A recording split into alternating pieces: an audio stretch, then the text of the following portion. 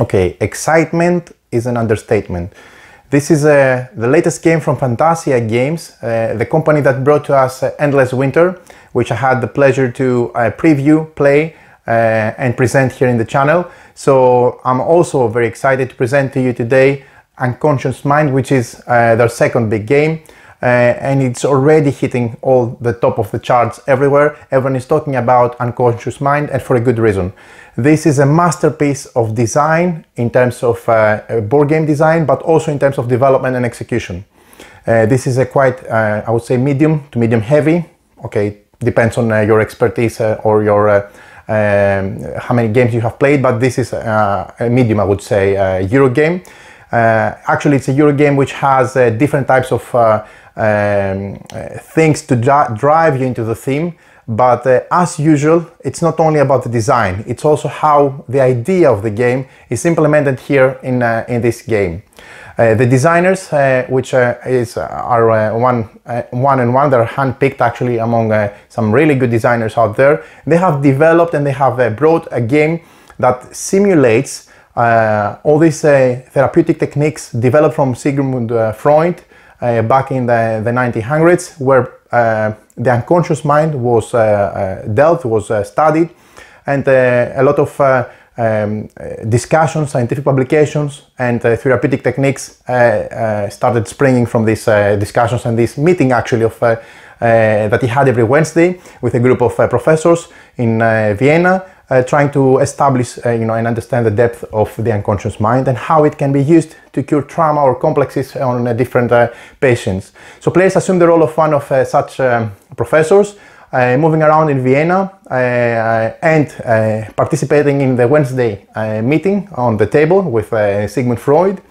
trying to gather the resources, expand their, let's say, engine building and build options and opportunities for them so that they can treat their clients. And this is done in a really unique, both mechanically but also visual way. Clients have some grief cards, like an overlay on top of them, and they have an accumulation of therapeutic points that need to be treated from their own condition or trauma or complex, plus the grief that they have on them. Once they reach catharsis, because they have progressed on the therapy, the grief card is removed, and always the professor or the player can use either a basic conversion or one of the dream cards conversion to understand the dream. First of all, the manifest dream, which is on top, and then the latent dream, which is on the bottom, to produce therapeutic points and cure their clients. And all this builds up in a really thematic and fascinating experience, which is built around the design of a modern Euro game, I would say, but really with parts interconnecting and clicking and working exceptionally well. So I'm very excited about the game itself. I'm really looking forward to record this video and go back into playing. That's how excited I am, to be honest. And this is not about hype, this is about a solid design, this is about clever ideas, innovative concepts that they are all melded together in a way that I think this company, with their second 2 out of 2 now, they have shown that they can really deliver. And there is no luck here. Everything is by design, of course, and I have to give them 2 thumbs up for this. And I think it's not unfair. It's rather fair and rather correct that everybody is talking about Unconscious Mind for a very good reason. It plays really well. It has extreme thematic ties to the mechanisms. You feel like you're participating to a meeting minutes and taking actions on Wednesdays, meeting with your fellow professors, trying to cure your clients and develop the theories to delve into the unconscious mind and produce victory points for you to win the game. So exceptional overall. Let's dive into the game. I'm going to explain how the game plays. I'm going to add timestamps in the description of the video for quick access and jump right to the part that you're interested and see all the sections of the rules. And of course, I'm going to add the link to the description in the description of this video for the campaign, which is launching very soon, and you can find more information about Unconscious Mind. I have some inside information that they're going to use these beautiful, amazing cards from the dreams for some kind of additional game. So this is something that it's really cool, and I'm really Looking forward to see more of that. So let's see how the game plays and come back up for some final thoughts and wrap up from my first impressions from Unconscious Mind.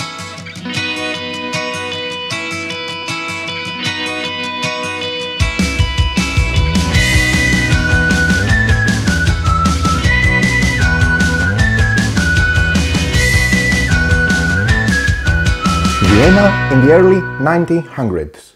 The Austrian neurologist Sigmund Freud established a revolutionary set of theories and therapeutic techniques called psychoanalysis, which are related to the study of the unconscious mind. From the autumn of 1902, a number of followers who expressed interest in Freud's work were invited to meet at his apartment every Wednesday afternoon to discuss psychology and neuropathology.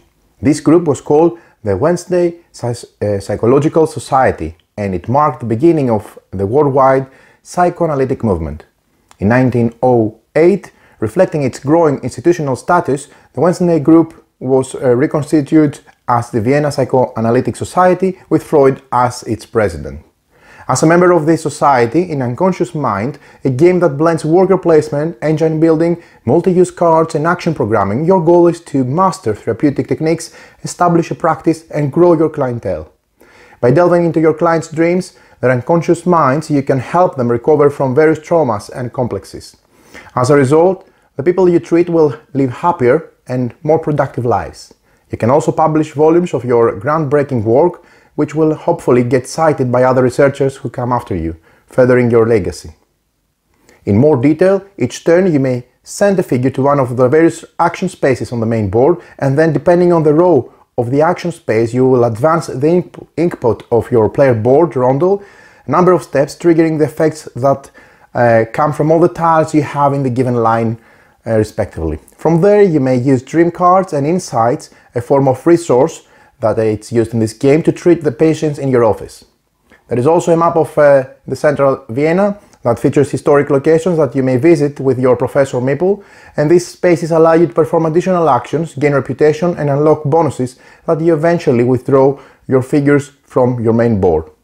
The game has many interconnected systems that flow into each other, making every turn one that results in cascading effects.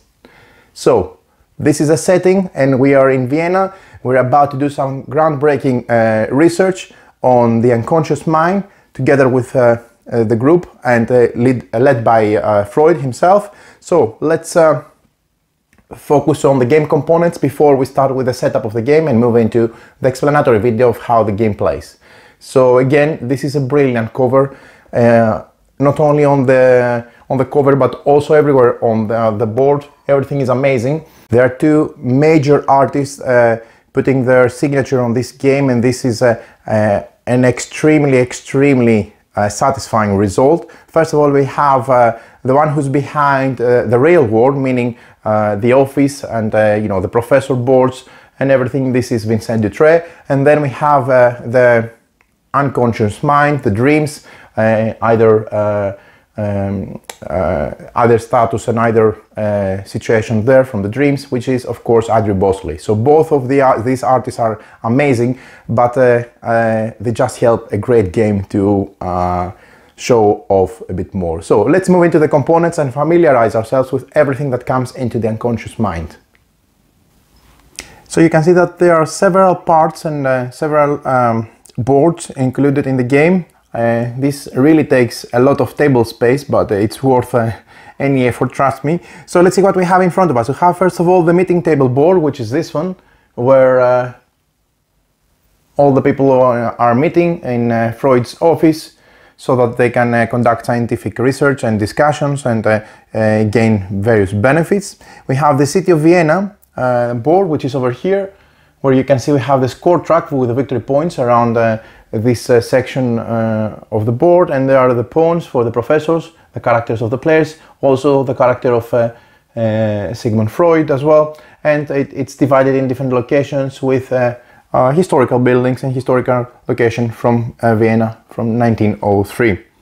You also have a display of location gold tiles. Unfortunately, as you can see, there is really not enough free space for me to lay them down so that you can see them, but let me just quickly go through them so that you can see them. They should be fanned out so that you can easily see all the requirements, so that you can know if you can claim any of these, but no space, at least for fitting everything in this video.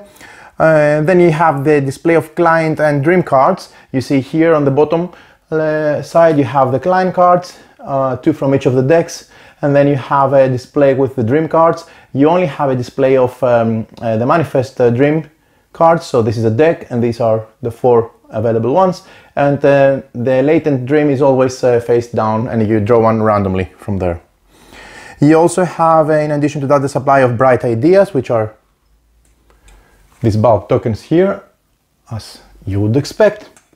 And you also have a deck of newspaper cards and a display of treatise tiles, which are also pre-constructed so that fit the setup of the game. You have various technique tiles. These are the technique tiles, and you have some starting ones, but also you have era 1 and era 2 technique tiles. I'm going to cover them in a bit during setup. Each player has their own personal board. They have their Inkpot, which is really cool, by the way, in their own color. The board is recessed. You have a location for technique tiles. You have ideas that essentially are your workers in this worker placement game. 3 are available and the 3 more to unlock. You have a supply of coffee because, yes, you need coffee to do scientific work, as you would expect.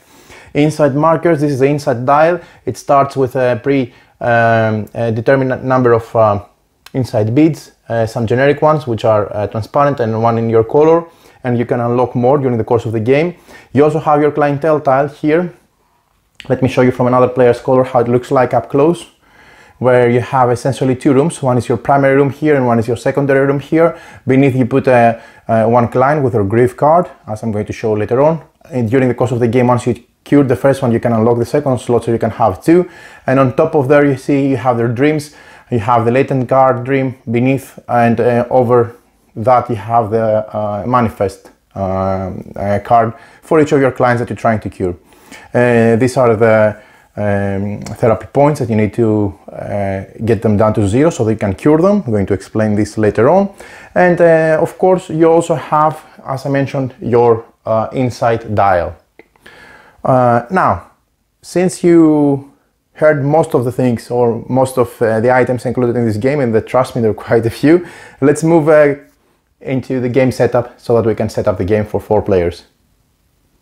Okay, you need to have room for the 2 main boards, the meeting table and the city of Vienna, and maybe close by you can have the gold tiles spread out so that you can easily see them all at any given time. Then I think it's more preferred, but it's up to the players, to keep the personal player board next to it, put their inside tile, and then on the right put their clientele, because they need space on top, above and below, for clients below and for dreams above. Everything is a bit squeezed, as you can see, because I would need a huge table to fit everything as I'm describing, or at least I wouldn't be able to fit it in the screen ratio of the camera. That's my main concern, but it would fit a normal table to be perfectly fair. Then we have, as I mentioned, the player setup, a player board, which is different from each player, having their color matching their tokens the same. So let me show you the other 2, which are not in the screen, for player number 3 and player number 4, and they are recessed, so everything can stick to its place. Again, as I mentioned, each player has their own inside dial, where essentially this is a location for your resources, because the inside you have is on 3 disciplines, and you're going to have either in either scale of those, from minor to major, and you're going to be spending those resources or gaining them through the action of the course of the action of through the game, so that you can use them for various purposes. This is really cool, and it's one for each player. Last but not least, as I mentioned, we have the clientele tile. Now, one player receives the first player token, which is this one. So for the moment I'm assigning it to the blue player for demonstration purposes, and a random letter card from 4 to choose, which is A, B, C and D. So these are the letter cards. Let me show you. A, B, C, and D. So you randomly shuffle them and give one to each player. So each player is going to take one letter card. They're going to identify the letter. So this letter is important because it's linked with three tiles, three treatment tiles, technique tiles, sorry, as they're called, the starting ones. You have three different types. You have era 1 technique tiles, which have the era here. You have era 2 technique tiles, which have darker background and have the Latin number 2 here. And then you have the starting technique tiles. So for example, for let me show you for letter D or C or whatever, you have three of those. So these three tiles are starting tiles. So if your letter was D, you'll need to take those three. You're going to select one of those, and this is going to be your starting technique tile, which is going to go eventually on your player board. But the other two, you're going to remove them from game. So what I have done here so far, simply, this character had card A. So once you identify A, you take the three A tiles and select one, and I'm going to tell you what happens, and then you flip this card so that it blocks your second client room. Here you need to first cure someone so that you can have access for two clients at the same time, and the other player is going to take respectively three tiles B, select one, and put the card here face up. In addition, every player on the player color, blue, pink, yellow and brown, they take their professor figure. For example, for this player here, the professor tile is this one. They're really cute little meeples. Actually, they're really well done. You can see the prototype unboxing video with more details on that. So you take your professor figure, you take your reputation marker and your victory point marker. You set your victory point marker at 0 around the victory point track, which goes around the Vienna board, and it's this one. So you start from here, and you take your reputation marker and you put it here. We're going to stack it depending on the turn order. So let's assume that the blue player is first, the pink player is second, and then you have the yellow and the brown. Essentially, on this reputation track, the brown track here, stacking is important for when two markers are on the same spot. The one who is on the bottom is assumed that they have reached first their reputation and they are ahead in terms of this track. Now let's focus on the setup of the shared play areas. First of all, we prepare the meeting table, which is this one, the table where our professors are sitting around together with Freud and they're discussing their scientific ideas.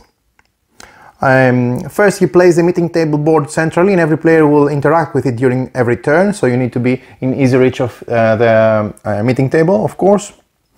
You create a market of technique tiles. First of all, you collect technique tiles. All of these are technique tiles, even though it's starting one that you received. I'm going to explain how this reaches this slot from the starting ones later on. But for the moment, what is important for you to understand is we have the era 1 and the era 2 technique tiles, and we separate them in two piles. We collect the technique tiles, separate them in two stacks. The light brown are era 1 tiles and the dark brown are era 2 tiles.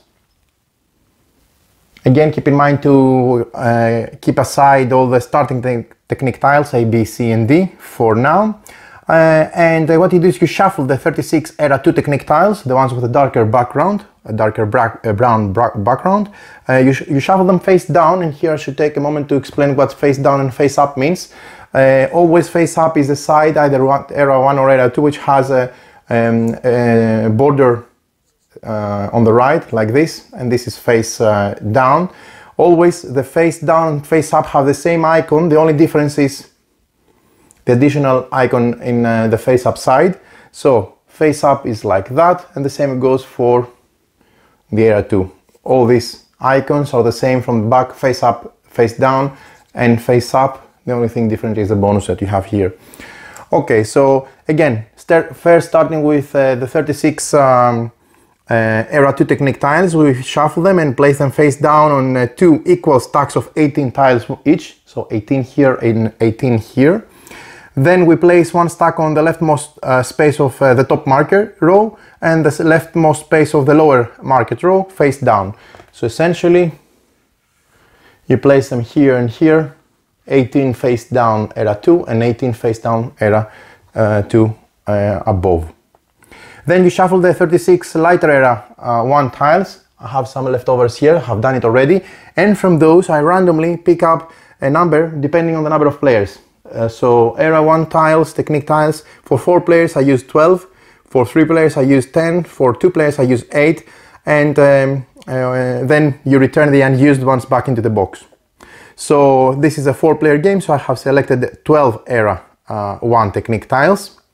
I split them in 2 equal stacks, in this case 12 divided by 2 means 6 and 6, and I take the 6 of each of the stacks, era 1 again, and put it on top of the era 2.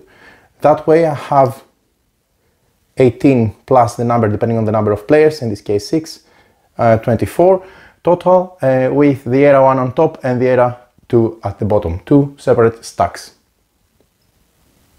Following that, we flip 2 era 1 technique tiles face up from each stack, placing one in the center column and one in the right hand column of each market row to fill the river market. So the first one is going to go here and it's face up, the second one face up, so this stack is going to feed this first row and this stack is going to feed the second row.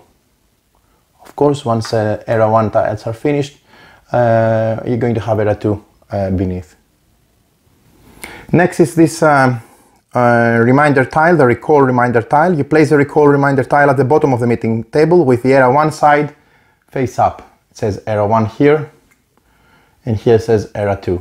Again, the recall icon is this ZZZ, so placing it with era 1 face up on the bottom of the meeting table. How the tile market flows.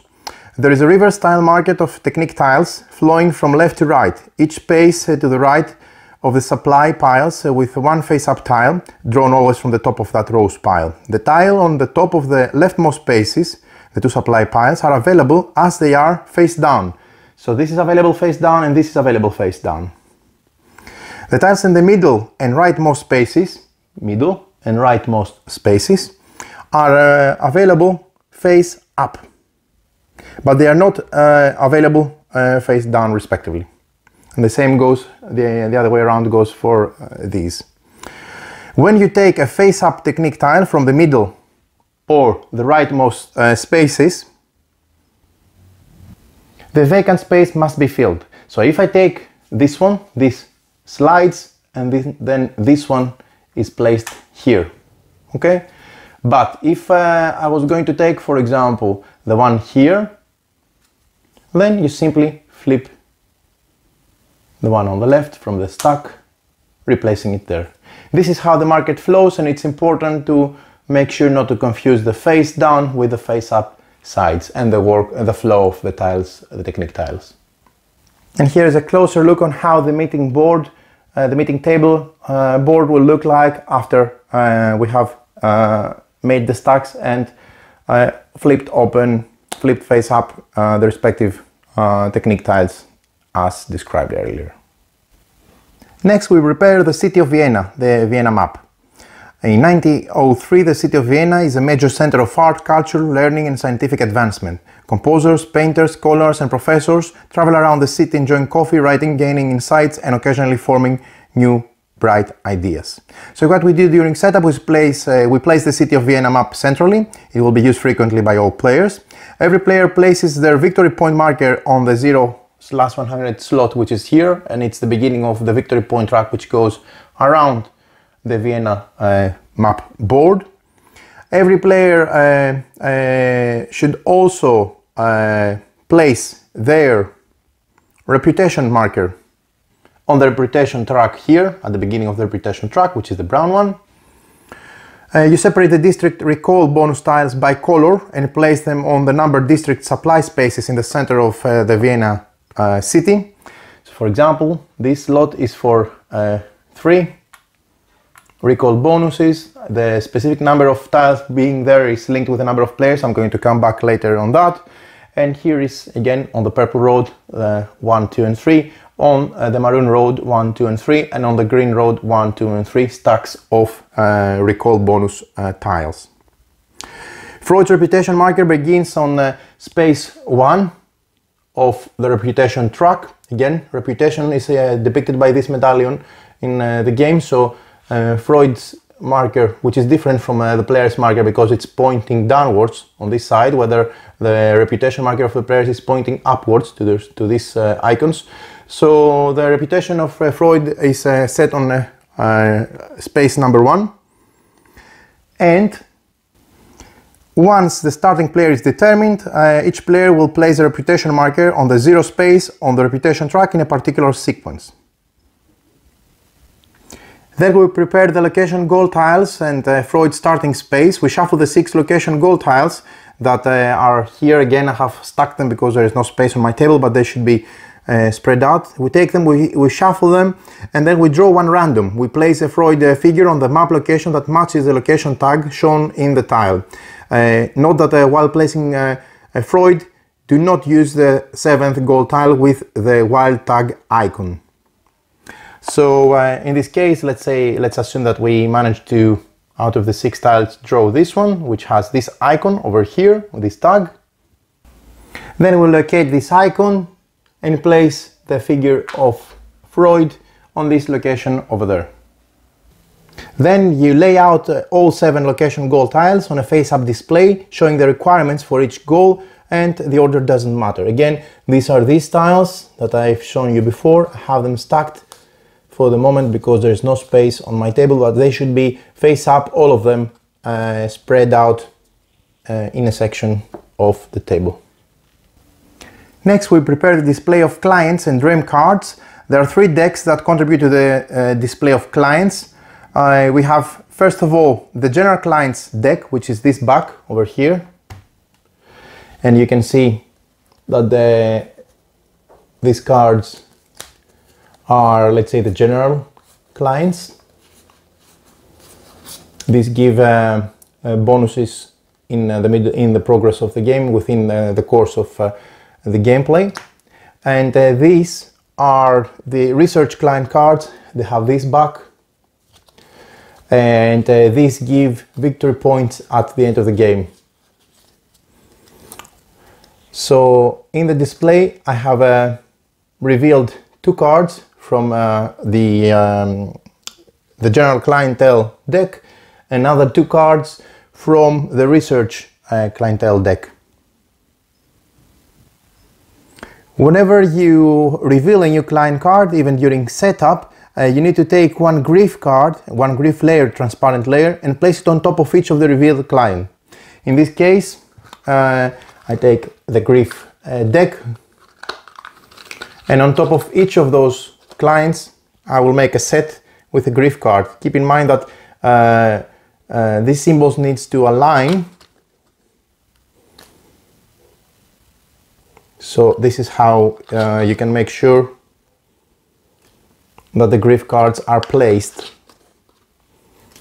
correctly on top of the clients, whether are general clients or research clients. In any case, these grief cards have different symbols. We're going to explain them, and they depict the different problems or traumas those clients have and that need to be cured. Last but not least, a display of revealed face-up manifest dream cards is placed here. So this is the manifest deck, this is the back of the manifest dreams, and we place 1, 2, 3, 4 face-up manifest cards, dream cards, and then we have a face-down deck of the latent dream cards. This is the back of the latent cards, and these are drawn, these are not displayed, are drawn directly from the face-down deck. Then we prepare the newspaper cards and the treatise tiles. This is the back of the deck of the newspaper cards. These are the newspaper cards that have current events and different information. So you shuffle this deck, the newspaper cards deck, and you place it face down near the city of Vienna map, and then you reveal one card and place it face up next to this deck. Essentially, This is the newspaper card, which is face up. And we're going to have access to the deck as well, as we'll see later on. Then we need to prepare the supply of treatise tiles. Near the newspapers, create the supply of treatise tiles by separating them into 3 piles by point value, that is 15, 10 and 6 victory points. You fan them out so that the map location tags and colored volumes, the book illustrations, are visible.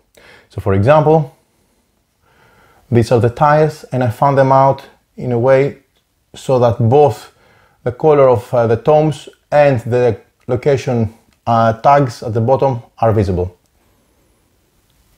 Doing that for each of the 3 stacks, for the 15 points, the 10 points and the 6 points.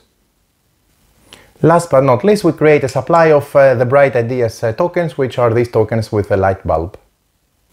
Then proceed to setting up each player's area. First you prepare player boards and inside dials. So the first thing we do is we take the player board. Your player board represents your office, where you will develop new ideas, take notes about psychoanalytic techniques you learn, unlock new insights and of course drink coffee. Every player board is set up with the following components. First of all, you have one Inkpot, which goes on the top space of the Inkpot rodel. So this is your Inkpot.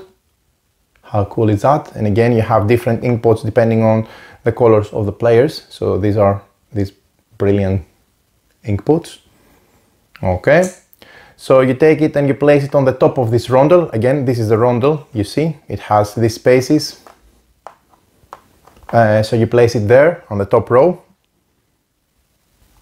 You also have 3 ideas available. This is your available ideas area on the bottom left side of your office. But you also have 3 locked ideas here that you need to unlock in order to get more idea tokens in the course of the game. You have one coffee marker, which is this brown marker. And it is brown, so it looks like coffee indeed. You place it on the slot 4, so you start the game with 4 coffee units on the coffee track. Each player has their own coffee track on their player board. Then you gain 3 insights on your player color. Keep in mind that this is a neutral inside color, the transparent one, and these are in the player color of each player. For example, the pink player has a pink inside marker. Not one, several actually. So you take 3 of those and you place them to the side of each of your rows, and at the bottom, the other 3 go at the bottom of your slots of your office. So 3 plus 3, ready to be unlocked. Idea meeples, the player colored meeples, are ideas essentially that function like workers in other worker placement games. On most turns you will place a stack of 1, 2 or 3 ideas on the meeting table to specify your action. Unlocking more ideas will allow you to take more actions before taking the recall ideas turn to recover all of them back. So for example, I can place one here as an action, or when my turn is again, and perform the action pointing to the tail of the balloon chat. Or I could even play a stack of all the way up to 3, or again, when it's my turn again, I can either play it here, or even have it pointed out on another action. You can never have your ideas pointing on the same action more than once. So this is pointing here and this is pointing here. I have stack 2 here and I have stack 1 here. Another action that I can do is I can recall them to get them back available in my available ideas slot. We're going to explain this, but essentially these are your workers. You have 3 at the start of the game and you can go all the way up to 6 if you unlock the additional 3. This is your insight dial. Each player gets 1. The insight dial tracks your insight, which will ultimately help you treat your clientele. Insights come in 3 levels: minor, medium and major. And again, there are 3 colors: passion, red, growth, green, and freedom, purple. Each player's insight dial begins with insight markers in the center of the dial. You have 6 common insight markers, the clear beads, 1, 2, 3, 4, 5, 6, plus 1 additional one on your player color. This is a player color insight marker. Now, each player has their own clientele tile, which is this one. And again, it has 4 slots, 2 slots at the bottom and 2 slots on the top. I have squeezed everything for convenience, but keep in mind that you need to allow a space above so that you can have, for example, dream cards here and clients here and here. So every player gets a clientele tile, which is this one, with 2 therapy markers, these markers here. And you put them at the 0 space at the beginning of your player setup. During setup, each player draws a random starting general client from the general client's deck. So this is a general client, and I draw one random from the deck. And then I take one grief layer transparent overlay randomly and place it on top. Once this is done, you see the alignment of the green hearts over here, which are the therapy points that this client needs in order to be cured. The total amount of the pre-printed on the card plus the ones added from the grief overlay make up for the value of the therapy points you need to get to assign to your client when he starts in your room. So you have 1, 2, 3, 4, 5 in total. That means I take this therapy marker and place it on slot number 5. The second slot for the second client is locked. Remember, we have this letter card locking it, and the first time you cure a client, then you remove this card, unlocking it, so immediately you're going to have moving forward 2 clients. Then you once you have placed your starting client on your left quadrant of your clientele tile, the one on the right is going to be locked. You slide the therapy marker, as I said, to the therapy track matching equal number of therapy points, the heart icons shown on the combined client and grief overlay. And then you place the latent dream above the clientele tile in the same column as your starting client. So again, we have the latent dream, let's say the one that's more deep, and we have the manifest dream, the one that's the light dream, let's say. So we take one random drawn from the deck latent dream and we place it above our client. So this client has this latent dream, and then we take one manifest dream card on top of it and we place it on the latent. The manifest card dream is this one. We place it on top of the latent dream, covering its top part. That means that we have to first use this card and then use the latent one. So you place a manifest dream on top of the latent dream, you shift it up slightly so that you can read the costs and benefits associated with resolving both dreams. And once you have done that, you go to prepare your starting components. So first of all, you have the letter card. I remind you that you have one random letter that you have drawn. That means that you took 3 A tiles. Let's put this to the side for the moment so that it's easier for me to focus on the starting tiles. Let's say my letter was A. That means that I have 3 starting tiles, as I said before, with the letter A. So 1, 2, and 3. I select one of those and then I discard the remaining ones. So this is going to be my starting tile. And what I do is the following. First of all, I locate this icon and I see where my pawn is going to be placed. So my blue pawn for my blue professor needs to be placed on this location, which is here. That means that I place my token on this location. Next, you gain insight on your insight dial based on your starting tile. So you see I gain starting insight as depicted here. So in this case I would gain 1, 2, and 1, 3. So 1, 2, and 3.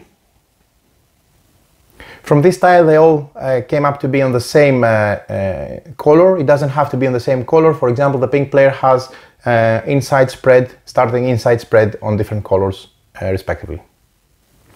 Last thing to remember is when you do so, you move your clear transparent beads to indicate your starting inside, not your colored one.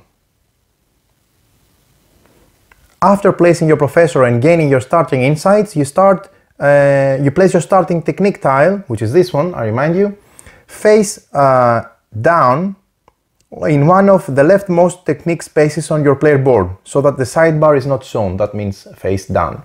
Actually, all the time that you place technique tiles on these slots, you can have up to 6, up to 9, they have to be placed face down. You can select any of the rows, and you have to select always the first vacant one, so I cannot go and put it here. And also, as a tip, it's always good to place your technique tile on the row that generates the same kind of resource it consumes. So for example, this would make more sense for me to place it on this one, and of course it needs to be placed face down. So here you go, this is how I would start with my player board. If you haven't done so already, flip your letter card face down, so that you place it on the bottom right corner of your clientele tile, as I'm showing you now. Player order and reputation markers. The player who most recently made a Freudian slip becomes the start player, or by any other method you prefer. They receive the start player marker, which is this one, and players take turns in clockwise order. You distribute these bonuses based on the player order, so the start player has no bonus. The second player gets 1 more coffee on the player board for a total of 5. The third player 1 bright idea, and the fourth player 1 coffee for a total of 5 and 1 bright idea. You stack the reputation markers on the 0 space of the reputation track on the city of Vienna map, so that the start player's marker is on top of the pile, followed by the next player, and so on. The player sitting to the right of the start player begins the game with the marker on the bottom of the pile. I should also mention here that Freud's reputation marker begins on the first space of the track, so it's just at the right side of the stack, and it has a grey color. Reputation track, era 2, and the end of the game. So the era 2 indicator and the end of the game indicator, this is the era 2 indicator here, and this is the end of the game indicator over here. So when Freud's marker reaches the era 2, I don't know if you can see it on top of that, it has a Latin 2. So when Freud's reputation marker reaches era 2 indicator, you immediately pause the game and complete the following steps. You remove any remaining era 1 technique tiles from the meeting table, supply, and mark it from the game. And you refill any vacant spaces with face-up tiles from the supply, as you did with the tiles during setup. The game is played over a variable number of turns until Freud's reputation marker reaches the final position 10 on the reputation track, signaling the end of the game. And when that occurs, you flip the starting marker to signify the end of the game trigger, and you complete the current round, and then you play 1 additional round, and after that you proceed to final scoring. Player count scaling. Technique tiles on the meeting table. As described earlier, when we prepared the meeting table, the number of players determines how many of the 36 era 1 technique tiles should be used in the tile market. So remember that if you're playing with less than 4 players, there's a specific amount of era 1 technique tiles that should be used for the tile market stacks. Also, there is a setup for 3 players. So if you play a 3-player game, you remove 1 token 1 from each district supply and place it place them on the 3 indicated district scoring spaces. So instead of having 3 tiles of level 1, you remove 1 and you have only 2. And when you play a setup, when you set up the game for 2 players, you remove 2 level 1 tokens from each district, and you only have 1 tile remaining from level 1 from each of the color districts. So to show you quickly, if we're playing a 2-player game, that means that this is going to go and block respectively this is going to block that, and this is going to block this. And if we're playing this is when we play actually a 3-player game. If we're playing a 2-player game, we're going to take 1 more and block the last portion of each district as well. Again, they have to be from level 1. So the first and the last will be blocked in case of 2 players.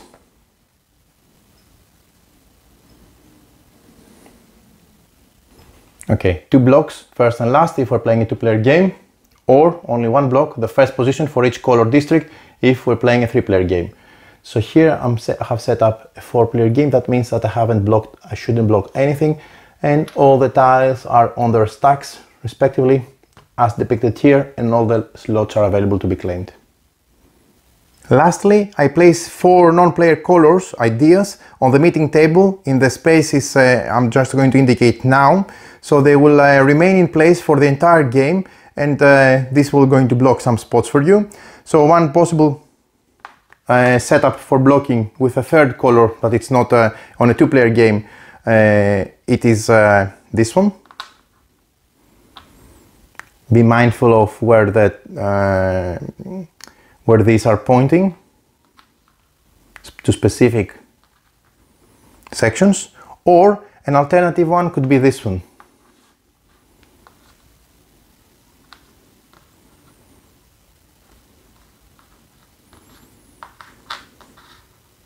Again, these are going to be there for the duration of the whole game in a 2-player game, blocking those slots. Now I have a 4-player game, so I don't need to block anything, which is the case also for a 3-player game. So let's move to playing the game. There is a general overview which is very simple. The game is played in a continuous series of player turns following clockwise seating order. Once the game end has been signaled, the players finish the current round and they play one more additional round. Lastly, the game moves into the final scoring phase, and the player with the most victory points wins the game. The turn structure overview is also simple. You must choose one turn style each time. Either place ideas or recall ideas. So let's see the first option. You place a stack of 1 to 3 ideas on the meeting table, then you either move your Inkpot or treat your client. Or the other option, general option, is to recall all of your previously placed ideas, then either claim a recall bonus or again treat your clients. Again, simplistically put, I can either place 1 or 2 or 3 ideas, perform an action associated with these ideas, and then either move my Inkpot and activate the technique tiles respectively, or if I'm here on the top, unlock some of additional ideas as well. We'll see how this works. Or if you didn't do that, after placing the ideas, you can treat your client, which will explain treating your client later on. Okay? If this is the first scenario. The second scenario, if you don't do this, is to recall your ideas. You may have ideas on various spots on the board, so you recall all of your ideas, put them back on your player board so that they are available. Then you claim any recall bonus, which we're going to explain how it works, or treat your clients again like in the first scenario. So, place ideas. If you have 1 or more available ideas in your supply, the bottom left corner of your office, your player board, you may place them to use an action space on the meeting table board, which is this one. You may place an idea on any vacant idea space on the meeting table, minding the following restriction. You may not place ideas pointing into the same action space as any of your previously placed ideas currently on the board. You may only access each location space once until you recall your ideas. And each action space has 1 to 3 lightning icons on it. This indicates how many times you may perform the actions shown on the space.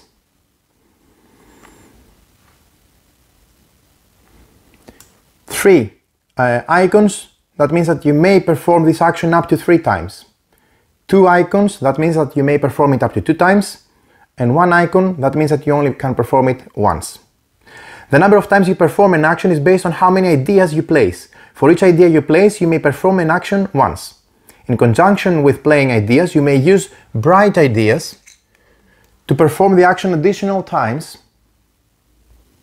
But always you need to be mindful of the limit that is intended for the specific action spot. The total number of ideas and bright ideas used for an action may never exceed the number of lighting icons on that action spot. You return used bright ideas into the general supply after you have used them. You don't place them on the board. And when you place an idea, you arrange it so that the tail points to the action space you are using.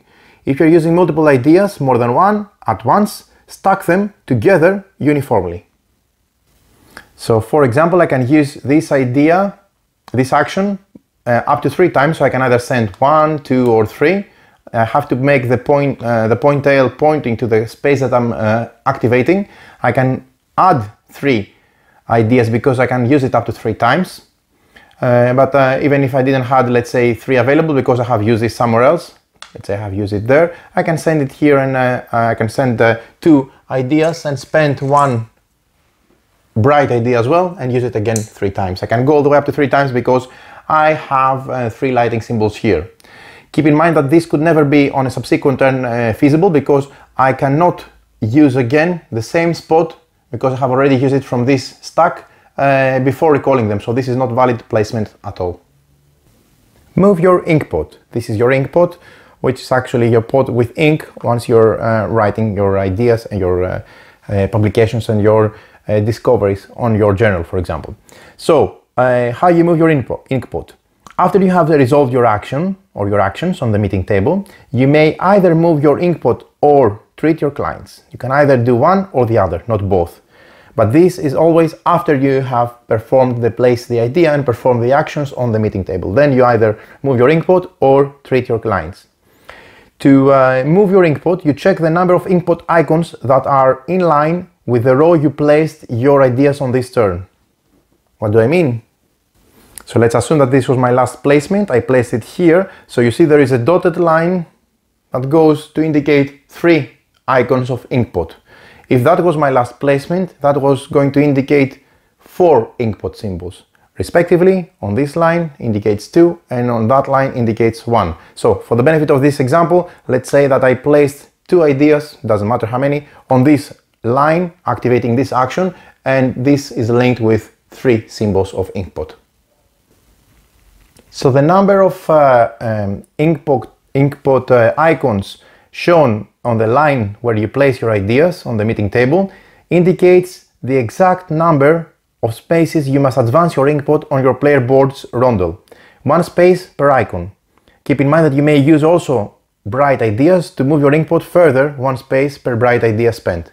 So remember, I had 3 icons of Inkpot where I place, so that means that in this rondel I move it 1, 2, 3 spots. If I was starting already here and I had again 3 icons, I would go 1, 2, 3. I can always spend, if for some reason I wanted to reach, let's say, this location, I can always spend on top of, let's say I had 1 Inkpot and I moved it here. Then I can always spend, let's say, up to how many I have available. Let's say I had 3, so I spent 3 bright ideas to move it 1, 2, 3 spaces. So this is a rondel and this is how it works when you move your Inkpot. Again, it has to be exactly the amount of icons on the line that aligns with the slot where you placed your idea tokens on the meeting table board. The space where your Inkpot lands is very important because it triggers a variety of effects depending on which space it is. Each of these 3 Inkpot spaces that you see here, 1, 2, 3, they are lining up with the row of technique tiles spaces on your player board, and they allow you to trigger every tile in this given row in addition to the applicable bonus effects printed on your player board. You may trigger each effect once per turn, 1 at a time, in any order you choose. So for example, if I landed here, I can treat first this icon, then this icon, and then this icon in any order I want, and I can treat all of them as long as I have also pre-printed, but also inserted technique tiles which give me more flexibility. As we're going to explain later, once you place the last one in a row, you unlock this inside marker and you put it in your inside dial in the center and make it available. Then you unlock 1 more icon. So if I was activating this, I would use that, and that. So I can use any of the 5 icons or even all of the 5. And the same will happen when I fill up a column. Now we have the topmost Inkpot space, which is this one, which is not lining up with any technique tiles row. These are the three ones that line up. So this one, the top one, is next to these icons. So the topmost Inkpot space allows you to either unlock the leftmost idea and place in your available idea supply. So I could do that when I reach this slot here with my Inkpot. So I make the first one available. If I do it again, let's say I play again and I come again, I can unlock the second most available, etc. And therefore I can get all the way up to 3 additional idea tokens. I have 3 already, plus 3 that I can unlock. I can go all the way up to 6 if I get the last one. Or instead of unlocking idea tokens, what I can do is I can trigger one column of technique tiles that does not have an idea locked above it. So I cannot trigger this column. I can trigger either that column, which has free unlocked space, or that column. Again, this is in addition to any bonus effect printed on your player board below the given column if unlocked, for example, like this one. Again, if I have selected this column, I can do in any order the actions that I want, and I can choose the action sequence myself to resolve them.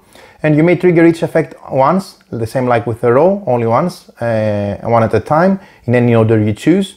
And when you have unlocked an idea, immediately you gain any victory points shown beside it. So, for example, if I have unlocked this one, I would gain 1 victory point, or when I unlock this one, the last one, the 6th one, I will gain 2 victory points, respectively. So, let's say now I was going to move 4 places, 1, 2, 3, 4. Now, the leftmost space on your rondo for your Inkpot triggers the reputation track. You must gain or lose victory points based on the number shown above your reputation marker, and then you may perform an action shown under Freud's reputation marker, or any action to its left. This does not trigger the reputation track for your opponents. So when I reach this spot with my Inkpot, I would gain the victory points listed on top of my marker, so in this case it points to 1 victory point, or lose if it was there. In this case I would lose 3 victory points, okay? And I will be able to do the action that Freud's marker is pointing on the bottom of this track, which is this action, or the one to its left. Or any action to its left, not only just the one immediately to its left. Now let's briefly see the actions, moving from the one on the left to the right. So this one is play 1 newspaper, trigger the location with Freud 2 times, or gain 1 bright idea, any of those. This one is play 2 newspapers, move your professor to Freud and activate that location, or unlock your leftmost idea. And this one, play 3 newspapers, or move your professor around to 2 spaces and trigger the map location, or gain 1 technique tile face down from either supply pile. And the last one is gain 1 therapy point or 2 victory points, whatever you prefer. Treat your client or your clients if you have unlocked the second room as well. After you have resolved your actions on the meeting table, or after you recall your ideas from the meeting table, which we're going to explain later, you may either move your Inkpot as we have seen, or treat your clients. Skip Inkpot movement, or skip a recall bonus to treat your clients, essentially. Because treating your clients is active via both scenarios as a second option. So you may treat each client in your clientele tile once. If, for example, you may not treat the same client twice in the same turn. If you have 2 clients, you may treat them in either order. Either first this client, okay, it doesn't display anything here, but it could have a client, or this client. When you treat a client, you may either use a basic therapy effect printed on your clientele tile, or you may use a therapy effect of your topmost dream card above that client. You may only treat a given client once per turn, either with a basic therapy or the topmost dream card, not with both. To treat your client, use a conversion effect to generate therapy points, the green hearts that you see here, and therapy points reduce the number of the client's therapy track. meaning getting them better and trying to cure them altogether if that marker reaches all the way to 0. If you generate therapy points with a manifest dream card, gain 1 bonus therapy point if the dream card and grief layer have a matching icon in the upper right corners. For example, if this was my manifest card instead of this one, you see that I have the eye and the spiral icon on the top. I also have a matching spiral icon on the grief card, that it's on top of my client. So if I use the manifest card with a matching symbol, then I gain 1 additional bonus therapy points, which I generate. And I will spend it to move this marker to the left. Now, when a client's therapy marker reaches or moves below a space marked with a number of victory points, immediately gain the points indicated.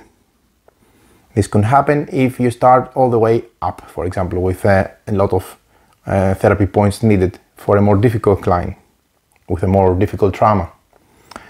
When a client's therapy marker reaches or moves below the 3rd position, the golden heart icon, which is this one, here, so let's say I have generated 1 more therapy point and I moved here. So if I move at this space or below, which is the 3rd position, this triggers catharsis. You remove the client's grief layer, the transparent overlay, and gain the victory points and benefits shown on it. In this case, I would gain 11 victory points and 2 coffee. When a client's therapy marker reaches 0, the leftmost space of the track, the client is considered cured. The client is moved to your cured client tableau and you immediately gain the victory points shown on the card, which is this one. Cured clients grant you ongoing rule-bending effects or endgame scoring opportunities.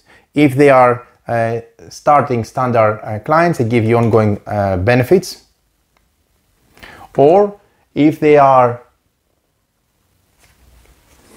research clients, they give you endgame victory points, which are going to be easy to understand once you check the iconography of the rulebook. So, each dream card can only be used once to treat a client. If you have layered dream cards, you may only use the therapy effects of the manifest dream, the one on top, so only this conversion. If you have used it and you have removed it, then you have the latent dream and you can use the bottom one. So you may not have dream cards in play without a client card below them. So this can never happen, having a dream card with no client below. Again, when I'm treating a client, I can either use a general conversion, give 1, 2, 3, 1 minor, 1 interim and 1 major, 1 major, 1 interim and 1 minor to produce 2 therapeutic points, or use the specific conversion of the card, the top card, as I mentioned. So let's say I was somehow like that, and I used, or like that, and I removed already my catharsis from my previous turn, and then I used this top conversion, so I produced 3 therapeutic points, and I use the card. And that means that this client is cured and put aside on my cured area for my cured clients, so that I can see the benefits that he's granting me, like this ability. So when this happens, you must always draft a new client, actually a client with a grief card which is paired from the display, and a pair of dream cards. One latent card, dream card, which is goes always at the bottom and it's drawn from the latent deck without randomly. And on top of that, one manifest card from the 4 ones that they are displayed openly on the market. So we see how gaining clients works. We're going to explain it later, but for the moment, let's just focus on what will happen. And then we're going to come back and explain how you gain clients and you fill in your slots. You should always have 2 clients. If you have, the first time you cure someone, you unlock this one, and then you should always have 2 clients, one for each of the spots respectively. At the start of the game, your secondary clientele, as I said, is blocked by the placeholder card, the back of your card, letter card. And when you queue your first client, you remove this card, and then from now on, you will always refill your secondary clientele room following the same rules like you do with your primary clientele room, which is this one. Drafting new clients to fill in your slots is always done at the end of your turn. So, as we said, you can either place ideas and or recall ideas and. Now we're in the second option, we recall ideas. If you have at least one idea on the meeting table, instead of placing ideas, you may recall all of your ideas. If you recall, you must recall all of your ideas. You may not opt to leave some in play.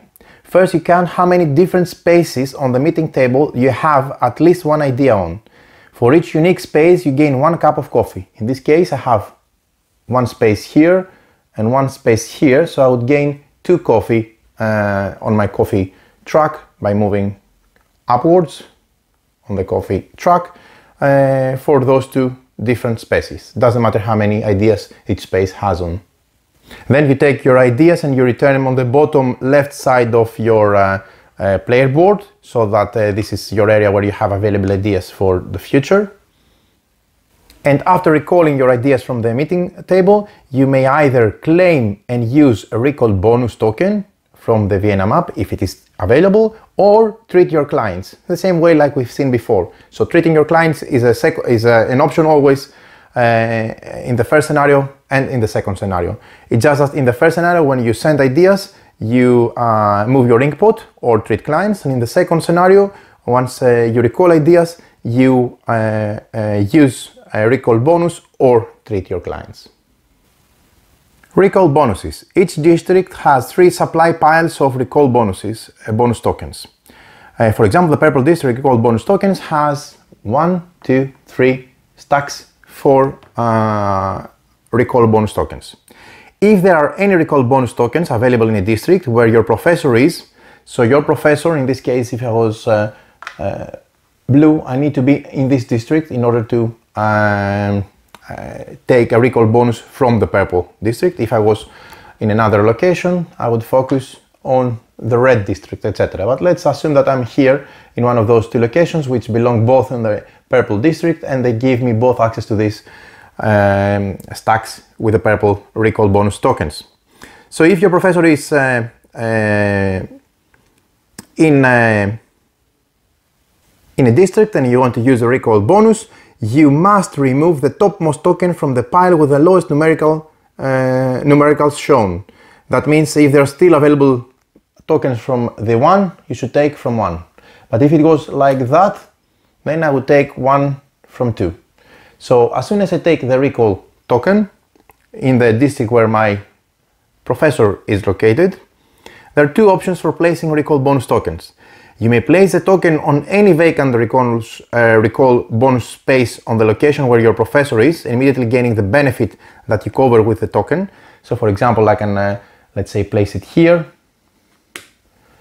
and gain this bonus. Place it here, gain this bonus, or place it here and gain this bonus, or place it here and gain this bonus, or place it here and gain this bonus.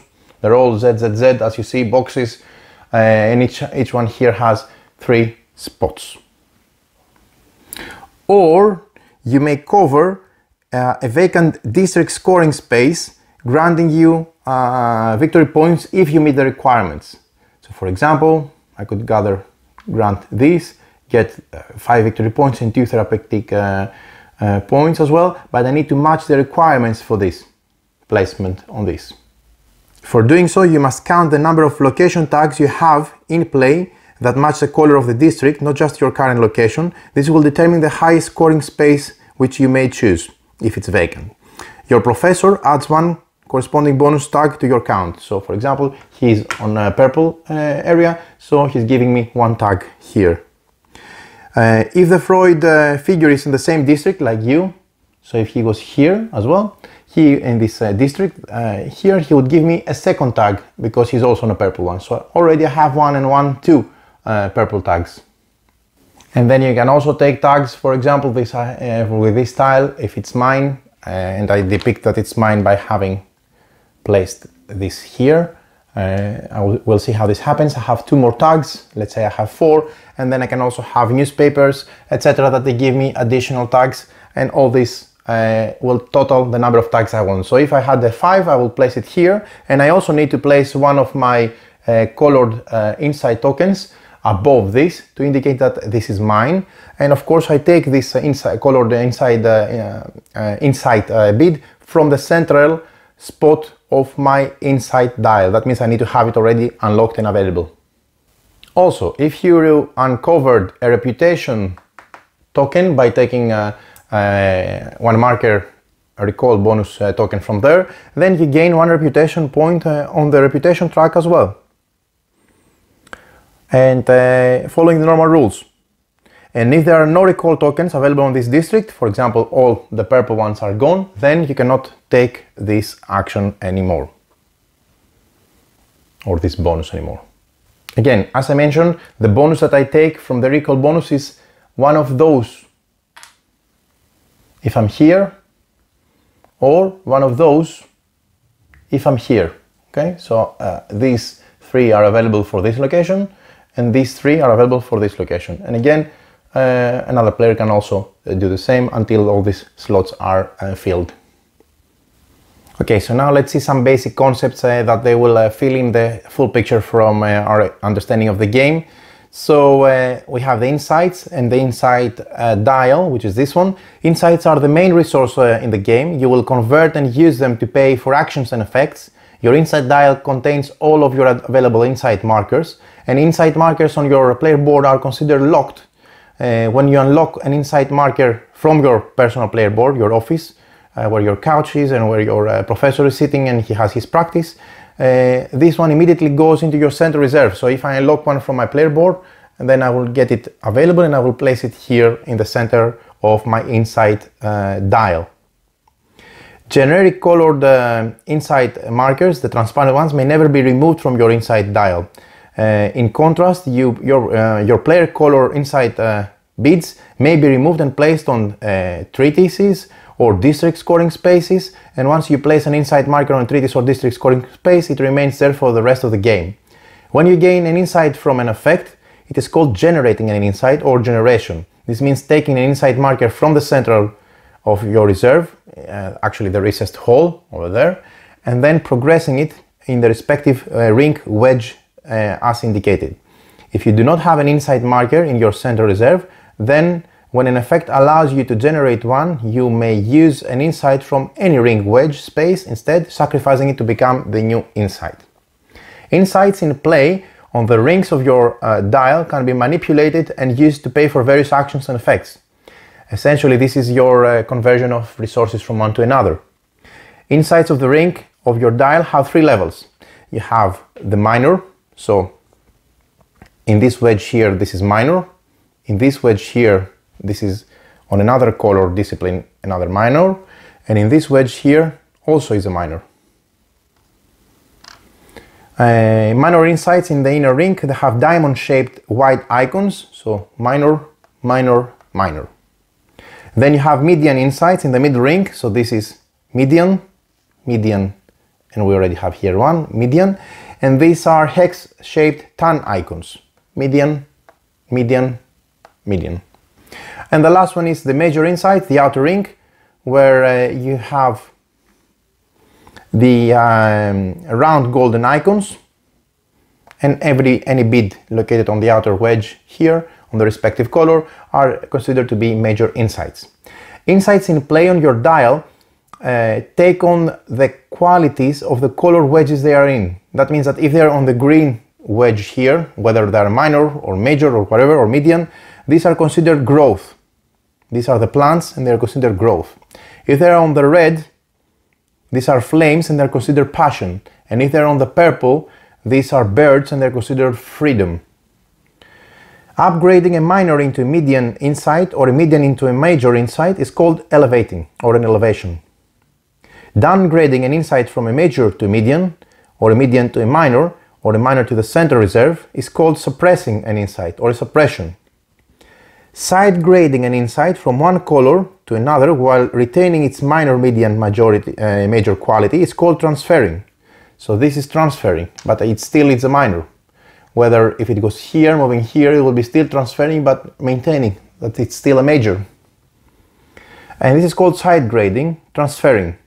Many actions and effects require that you spend a given type of insight to trigger them, and when you do this, you remove the insight from this ring and return it to the center reserve of your dial.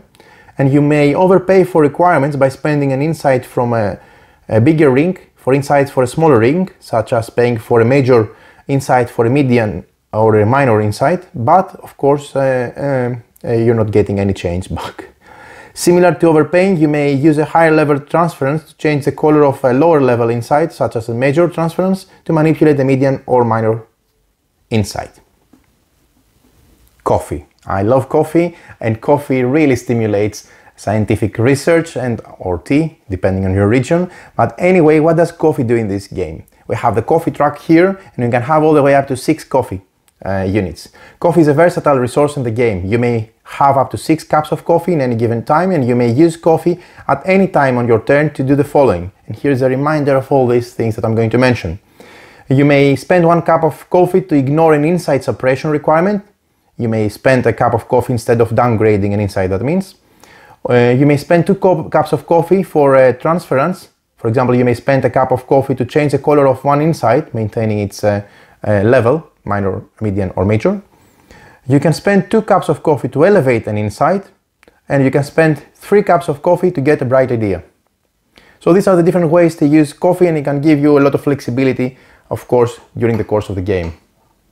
And thematically, during the meetings of the Wednesday group, back then it was described that there were a lot of cigars, a lot of smoking, and a lot of drinking coffee, together with all the scientific research. So this is where this comes from.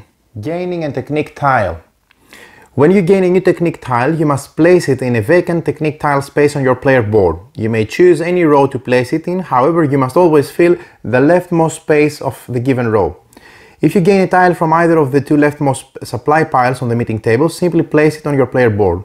If you gain a tile from either one of the middle or rightmost side of the supply, then first of all you gain the benefits as depicted on the brown bar for each tile, and then you flip it and place it on the slot that you want to place it. Keep in mind that what shows here, either face up as it is or face down, is exactly the same. The only difference is if you take it from this slot or these slots, you take also the bonus before flipping it and placing it on your player board. As a reminder, all tiles are always face down on your player board. You also trigger the tile's main effect. Again, when I pick it up from the middle or the rightmost, I gain the benefit, I flip it so that I can place it on my main board, and I trigger the tile's main effect and then place it, or I place it and then trigger the tile's main effect. Once a tile has been placed in your player board, it cannot be moved any longer. If you fill a column on your player board, immediately unlock the inside piece under the column and add it to the center reserve. For example, when I filled this column, I unlocked this bit here. If you fill a row on your player board, immediately unlock the inside. So here I placed this one, so I unlock this one, I place it in the middle of my inside dial, and you unlock the ability here to enhance an insight when you use this row with your Inkpot, as we've seen before, or if you use this row, you will be able to generate insight respectively if you have unlocked these slots as described. If your player board is full with all 9 technique tiles, you may replace any tile with a newly acquired one, and you discard the replaced one and you place one in its place. Gaining clients and dreams. First of all, we have the client cards. At the end of your turn, if there is no client card or placeholder card in one of your clientele rooms, you must draft a new client to fill the vacant space, unless there are no clients left in the display. When you draft a client card, it comes from the display with a grief layer transparent card on top of it. You must place the client in one of the 2 room spaces under your clientele board, and client cards are considered to be in your clientele anymore, and they are for you to treat them. Once a client has been cured, it's moved to your cured area of your clientele, and it stays there for its ability face up for the remaining of the game. The left space is considered your primary room and the right space under your clientele is considered your secondary room. When you place a client card in your clientele, you must immediately set the corresponding therapy marker on the therapy track as we have done during setup, combining the heart icons from both your client and your grief overlay transparent card on top. If the sum of therapy points from the client and the grief layer sets the therapy marker on a position marked with a number of victory points, immediately you gain these points indicated on your space to mark that you are trying to cure a very difficult case. That means that the game gives you some victory points. You cannot have more than 2 clients in your clientele at any given time, and after drafting a client from the display, you immediately draw a client from the respective deck and fill in the space. Again, I remind you that this is a deck of the standard card clients with give you ongoing abilities if you cure them, and this is a deck with the research clients, and they give you endgame bonuses when you cure them. And you always have a display of 2 from each of the decks. The dream cards. Immediately after gaining a new client, you must gain a dream cards actually, to go and place them above them. When you gain dream cards, you must always take 2. One latent dream card, which is this one, you draw them without knowing what it is, and one manifest card, which goes on top of that, as we have seen, and you always have 4 on the display. You draw a latent card from the face down latent dream deck, place it face up above your client, on the space and above your therapy track, and then draft any of the face up manifest dreams and put it offset to cover the card, and just leave the ability displayed as we did during setup. If for some reason you don't want any of the 4 displayed, you can draw one from the deck randomly. And again, after drafting drawing a manifest dream card, you need to replace the slot, because you will create a vacuum space, with one from the deck respectively. Now, moving on the city of Vienna map. The city of Vienna is represented by 3 districts, 1, 2 and 3, and they're color coded: purple, maroon and green. These 3 districts each have 2 locations, 2 per district, so 1, 2, 1, 2, 1, 2.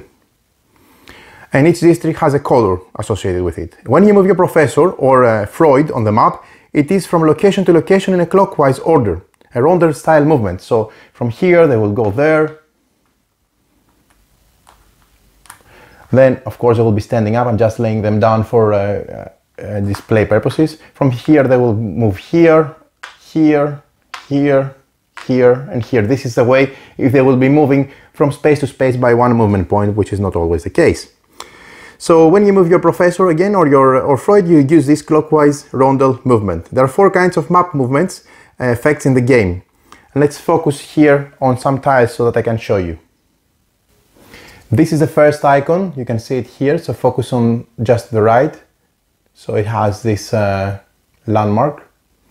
So you move your professor 1 or 2 spaces clockwise and trigger the effects of that location. So in this case, if I was the blue player, I would move either 1 or 1, 2 and trigger the effects of this location, which are linked with here, or if I stayed here, there will be the effects of this location here.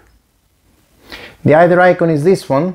So the first one was this one. The other icon is this one, which stands for moving your professor directly to the location where Freud is located and trigger the effects of that location.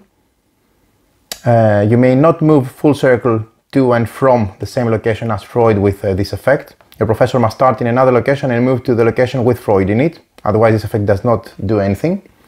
And another option is this one, which is move Freud 1 space clockwise. So you move Freud's figurine, not your own professor, Freud, to the next clockwise location by 1 space and then trigger the effects of that location. Also there is another symbol where it just has a circular black symbol like that with a line above it. So this icon means that you move Freud 1 space clockwise and you do not trigger the effects of the location. There is no limit to how many figures can be in the same location, and when you end your movement action with your professor or Freud, you may perform the effects of the location you stopped on, except if you just move Freud with the circular symbol that I mentioned before. The maximum number of times you may perform a location's effect are exactly the same like the number of lightning symbols. So for example, If I'm here, I can do it, if I end here my movement, I can do this action up to 4 times, but I need to have 4 tags to do it 4 times. So essentially the maximum number of times you may perform your location is 4, as indicated by the lighting icons. However, you must have tags to match the given location. 1 tag is given from your professor, the miniature of your professor. 1 bonus tag is given from Freud if it's there. So for example, here the blue player would have 3 tags, so he can do it, so 1 from the location, sorry, 2 tags, 1 from the location, your professor, sorry, and 1 from your from Freud, so 2 tags, so he can do it 2 times. And then you can have 1 per corresponding location tag you have either on your newspaper face-up cards, or your treatises, or your cured clients, or your location goal tiles. Remember, these are also having tags, etc. So if you have all the way up to 4 tags, combining the 2 that give you these 2 miniatures, then you can do it up to 4 times the action. Gaining and playing newspaper cards. Again, this is a deck of newspaper cards, and it's always 1 face up next to the deck. Each time you gain a newspaper, you draw the topmost card from the deck, you add it to your hand. Optionally, you can swap any card from your hand with the face up newspaper card beside the deck, the one placed here. There is no hand limit for the newspaper cards you can have in your hand. In order to play newspaper card, you must trigger the play newspaper card effect that I showed you before. And when you play newspaper card, you may immediately trigger the effect at the bottom of the card, then keep the card in front of you. It is considered in play, so adding tags, etc. for game purposes. The tags on in play from newspaper cards are considered ongoing effects, adding to your overall count on location tags. And the volume colors are used in by many to publish treatises. Newspaper cards are never discarded, and if the newspaper deck is exhausted, they can no longer be drawn. Instead, you gain 2 victory points for each card you would have drawn in its place. So 3 information you can see. This is the bonus, this is the tag, and this is the book, the color book. Because, let's show another one. There's always 1 face up here. You can have a different variation of these 3 elements. Publishing treatises, which are these tiles here. So there is a supply of treatises, which you may publish treatises by collecting the necessary colored volumes from your in-play newspaper cards. You see, this needs 2 blue, 1 red, and 1 green, and you can have them from your newspapers that you have played. You must also place a color inside marker when you do publish. So when I publish a treatises, I need to have an available and place it here. In this case, this gives me an award as well, the gold, as you see. This will show that it's mine. The inside will remain on the treatise and for the rest of the game, so keep that in mind. And each treatise style shows a number of colored volumes necessary to publish it. You may contribute any number of volumes from your in-play newspaper cards, the one that you have already played in front of you, and you may cite volumes from opponents' published treatises if you're missing some. So when you publish a treatise, you may choose any treatise tile from the supply remaining, not just the top ones, just stacked like that, fanned out so that they're easy to access, but you can choose any one you want. You may not cite cards from your own treatises. For each volume you cite from an opponent, they immediately score 2 victory points, and as soon as you publish a treatise, you score the victory points shown on the tile. In this case, I would gain 15 victory points, and as well as 1 reputation point for each 4 volume treatises as indicated where you place your inside marker, as I did now. Every treatise style has 2 different location tags, which grant you also ongoing effects and tags for the purposes that we discussed before. And the overall count of location tags is increased with this as well. So again, you don't need to use only your own newspaper cards to publish a treatise style. You can also cite other people, but for everyone that you're missing, you will be giving them 2 victory points. And just to show you an example, let's say this is published. Okay, I'm moving it here for the benefit of, I'm extremely tight in space. So I would publish this by having having these cards here, which will give me a blue, another blue, a red, and a green.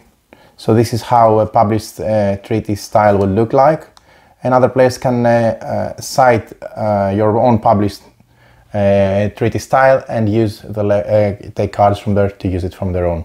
So this is how, I'm not going to spend more time here because this is clear how it works, and again here it's going to be only one card, not more than one, and you have access to all of them in order to publish whichever you want. Last but not least, again, these are not stacked, these are displayed, so you need to have space to have them displayed because these are goals that you're trying to achieve. So if at the end of your turn you meet a condition shown on any unclaimed location tile, take the tile from the display, gain the points indicated on it as shown on the tile, and keep the tile face down. Goal tiles have location tags that grant you the ongoing effects, and once they are in play, adding to your overall count of location tags, which is really important. You see, it has the tags also at the back, at the back side of the goal tiles. But then again, do not stack them, spread them so that you have them all visible. End of the game. The game is played over a variable number of turns until Freud's reputation marker reaches the final position 10 over here. When this happens through the course of the game, then the game end is signaled. What you do is you flip the start player marker to indicate that this has been done, and then you complete the current round, and then you play one additional round. After that, you proceed to final scoring. So how does final scoring work? First, you award victory points based on each player's relative position. So players will be on different spots here on the reputation track. So ties are always broken in favor of markers at the bottom of a stack, that they arrived on the given position first. First place gains 2 victory points per cured client they have, and 2 victory points per treatises that they published. And then second place gains 1 victory point per cured client they have and 1 victory point per treatise they published. There are no points for third or fourth place. Then you score victory points for having unique location tags in play on your in-play newspaper cards, treatises and current clients, location, goal tiles, etc. You may not score multiple sets, and here is a reminder of how many points you score. For example, if you have 5 different tag symbols, you gain 10 victory points. And you can have different sets. Each player then with cured clients that grant conditional end game scoring adds their additional victory points as indicated on their clients. I remind you that the research clients have additional ways to win victory points, and if you have cured any of them, you will be gaining their additional victory points at the end. Last but not least, you gain 1 victory point for each bright idea you have left over, and you total the sum. The player with the most victory points is the winner of the game. In the event of a tie, the tied player with the highest position on the reputation track wins, and with further ties broken in favor of the marker closest to the bottom of the stack. So there you have it. This is all you need to know about how to play the game. Just to mention that there is a draft variant for drafting clients instead of drawing randomly, and this is described also in the rulebook. Also, there's going to be released the solo mode so that you can play the game as a solo, and there is an annex indicating all the symbols of the game. They may seem like a lot at the beginning, but trust me, they become pretty straightforward, and it makes sense as you progress the game, and everything is summarized and explained at the end of the rulebook. So this is how you play Unconscious Mind. I could easily be talking for hours why I love this game, and I think those of you who had the luxury to play it at SN or some early development stage, you would agree with me for sure. The reason is very simple. It's once again, this game hits on all cylinders. In my opinion, the design is exceptional. It's bulletproof in terms of it shows that it has so much work under the hood. It really shows if you look carefully into the design and the ideas. I'm loving Euro games, and it's one of the genres that I play all type of different games, but it's one of the genres that I really enjoy. Worker placement is one of my favorite mechanisms. The genre of Euro games as well is one of my favorite category of games. But I'm always happy to see Euro games that they excel in theme. And this is an exceptional, a fantastic example, I would say, of such a Euro game which uses innovative ideas. So it feels fresh, it feels different, it feels new, it feels innovative, but it excels on delivering the theme. I'm really getting the vibes of participating in meetings with Freud, of trying to work together with my fellows on psychoanalysis and psychoanalytic methods in order to delve into the unconscious mind, and it really gives me the theme of the game. Even so more as the game progresses and I'm curing patients and I'm trying to help them, so I'm doing something positive and I'm feeling happy about myself, but also progressing science and research altogether. So the game not only is extremely well done thematic, not only delivers a fascinating gaming experience, in my opinion, but once again, same like with Endless Winter, the company has delivered the experience in an absolutely amazing way. The recessed boards, the parts, the inside dials, the two different boards, the Vienna map where you have the rondel of moving, even the Inkpot that you have is such a beautiful addition because you're moving it all the time to your player board, and it also has its mini rondel. And again, the worker placement, it's not vanilla, it's something different because it has tweaks and things that make it stand out from other worker placement games, and this is a plus. It has lots of rules, as you know, but I think after a couple of plays everything falls into place immediately. The iconography feels familiar, everything looks understandable and makes sense and fits what you would expect if you have played similar games or this category of let's say medium Euro worker placement, but on the same time it feels unique. And I can't stress enough how unique this game is. It feels like nothing I've played before, and I've played thousands of games, literally. I have a collection of thousands of games. I enjoy lots of them and I'm always happy and excited to discover new things. But I'm telling you, hands down, this is one of the games that feels so different from what I've ever played so far, but looks absolutely amazing, and I'm really enjoying it. So I'm highly recommending it. This is already at the top. Of course, you didn't need to hear it from me. If you have played it at Essen, you will know for yourself. If you have tried or read more about the game, you have discovered it yourself.